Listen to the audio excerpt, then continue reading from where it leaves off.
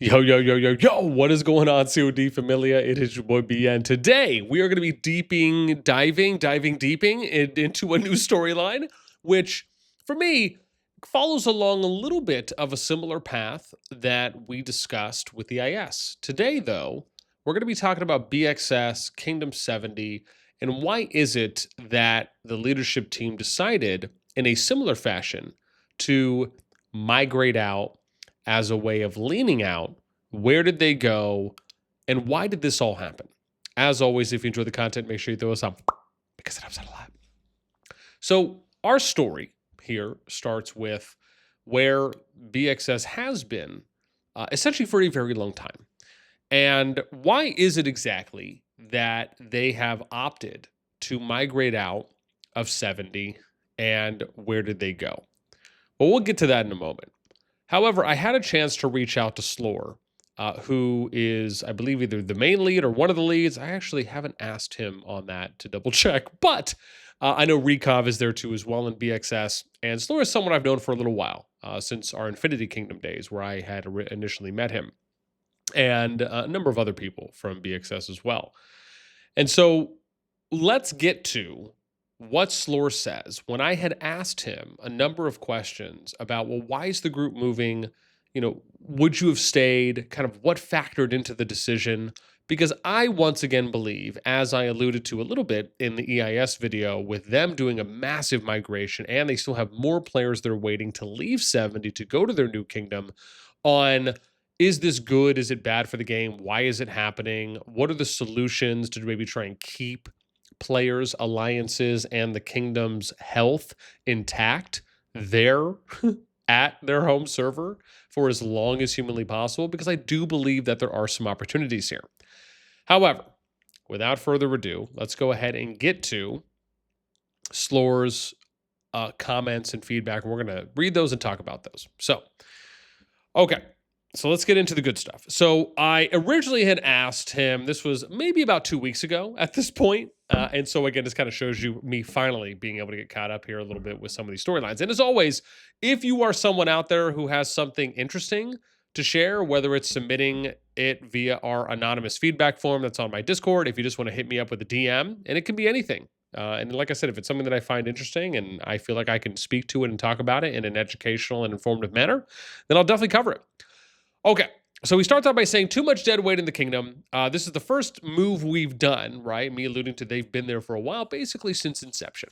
Since Home Kingdom came into play, previous seasons, we couldn't get more than a handful, which was really bad. After a bunch left, I said to move and start over, which, let me clarify, right? This kingdom, if we look at some of the, let's not look at like game health stuff. Let's go over where am I going? So let's go over to kingdoms, right? If we go, and let's just say I type in let's go BxS here, right? So if we look at BxS, right, you could see here, November, right, top 12 kingdom. We look at wherever they were over here, right? Still 70, but this was December now, right? They were 62. And then I'm not sure, and I think this is probably around the time when it was either coming to the end of the KVK or midway through. And so most likely having to wait. They're obviously below now because they're doing the migration out. And again, these are the numbers that we had showed previously. But BxS, just to point out a little bit, that they have been a top kingdom and a top alliance for a while. Obviously, prior to the post move out. So Slore continues by saying, we should have done this 2 seasons ago, so we will see where it will take us. But so far, I'm very pleased with the players we have and looking forward to meeting new players. That's another reason going to a Gen 2 is better for all Gen 1, more players, more alliances, and hopefully better matchmaking. Since coming into this game, BxS has only faced top alliances in the game, from TFS to War multiple times to Prime NK, then Echo, GG, and RAC. We've been fortunate to have EIS ally with us a few times, but since this game opened in Server 33, for us, we never faced some alliances out there, which is really odd, so a change is needed. Now, this is interesting, but it is not without some level of consistency that we've seen so far, which not only is from EIS, but from other kingdoms too as well, where they have opted, and it's not to say that this is happening in some kind of mass horde, but there are a number of kingdoms and groups that are opting to essentially move to just dead kingdoms. And I've spoken about this before where I'm okay with dead kingdoms. My whole thing was if the kingdom gets to season of conquest, you let it play out one season, so you give people an opportunity to potentially move there. But if no one takes that opportunity, then I believe that kingdom should get put into kind of a forced merge pool that they become eligible for. And then you can merge those players in that kingdom with players from other kingdoms, right? That would also meet the same criteria. So you're kind of getting the best of both worlds, right? You're reducing the amount of dead weight and the higher percentage player drop off because there's not a lot of activity, not a lot of social engagement happening. It doesn't mean that that's going to be what everyone in a potential dead kingdom wants, but you can't deny the fact that when you have a kingdom that has a lot more activity, a lot more socialization that's happening in there, and a lot more participation and engagement that you can get from having more players that can first and foremost just meet a minimum participation and beyond, you are going to get a lot more, let's just say, breath of fresh air.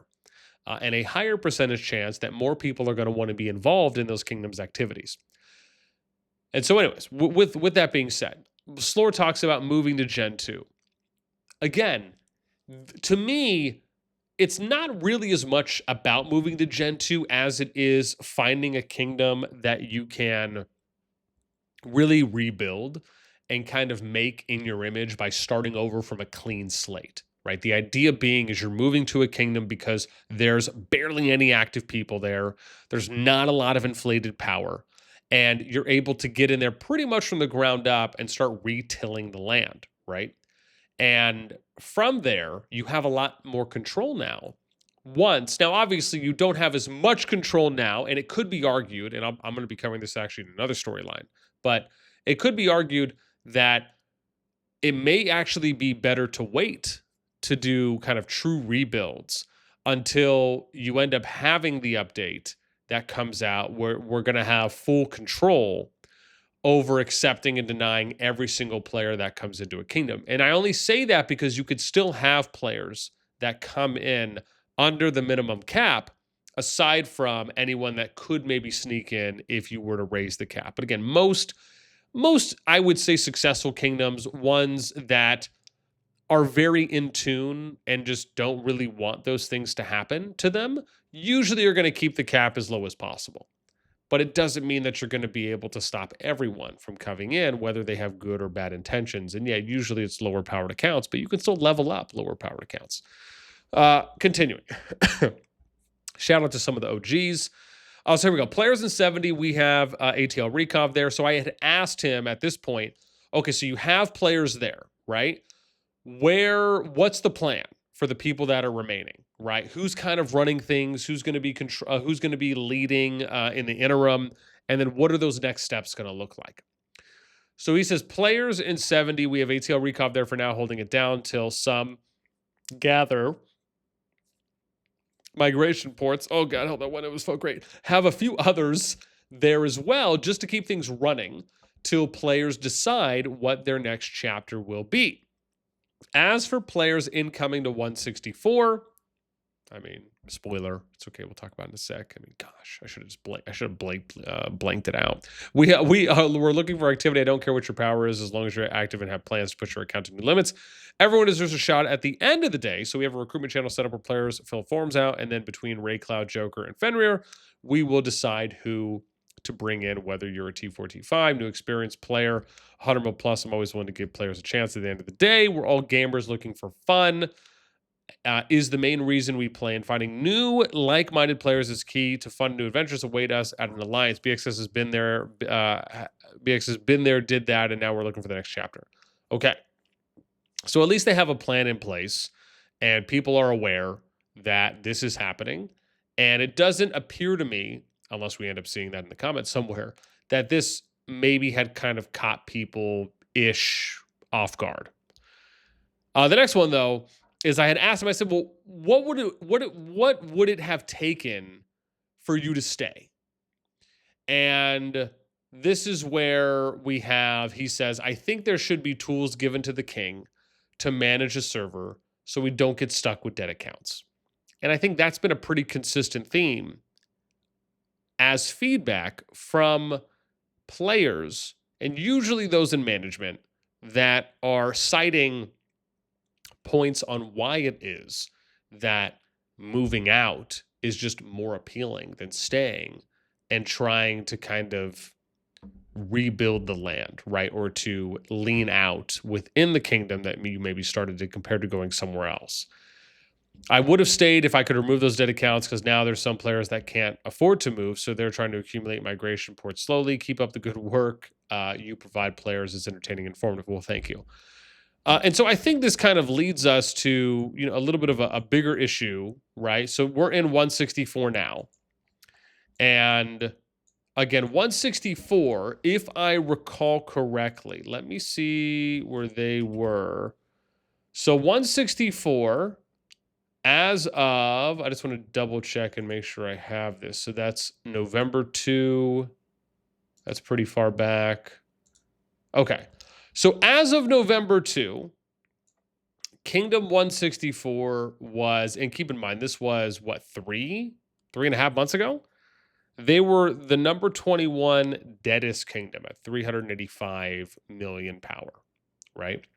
Again, it makes them prime real estate. And it was kind of the same thing me talking about some of the kingdoms now, right? Where you have some of these that are kind of in season of strife, like the 167s, the 142s, 367, right? We did this from the data we pulled 8 days ago.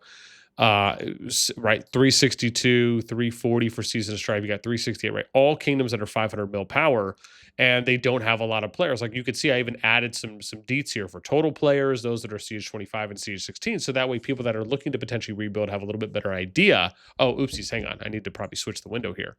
So if I, excuse me, let me go back to 164.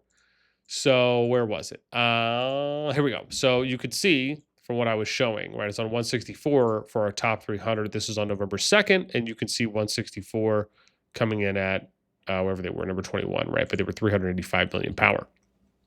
So again, just kind of goes to show you that this kingdom is prime real estate, right? Especially if you're looking to rebuild, this is kind of where it's at. So if we look at kind of where they're at right now for BxS, they're 10.3 bill. They got one alliance right now. Some of the top players have come over, but obviously I don't believe everyone has. But you can see some that have. Territory-wise, it looks like they're, again, kind of settling in. Not too sure how much more building is going to happen. But let me focus for a minute on, and again, I realize that eventually we are going to get the feature added where you are going to have full control over everyone who migrates. And I think that will be a welcome addition. To me, I look at, I guess it is kind of growing on me a bit, where I somewhat am enjoying this idea of being able to utilize dead kingdoms, but at the same time playing a number of kingdom builders that I have for as long as I have. It makes me wonder, like, what is really the purpose of having dead kingdoms or low activity kingdoms, and you just never do anything with them? I also think about the fact that when you migrate out of your home kingdom, and it's like Slore, even when I talk to Dark from EIS, right? Parts of what they've mentioned is that not everyone can make it out. Some people were going to have to save up longer. Now, you also have to consider and think about the people that, if they cannot make it out right away, and everyone and the people who are able to move go ahead, can that potentially demotivate those players? Can that disincentivize them from being as active as they probably or maybe have been for a while, or however long it's been, and create a situation where now, because you're moving out of that kingdom, you're kind of creating a low activity kingdom.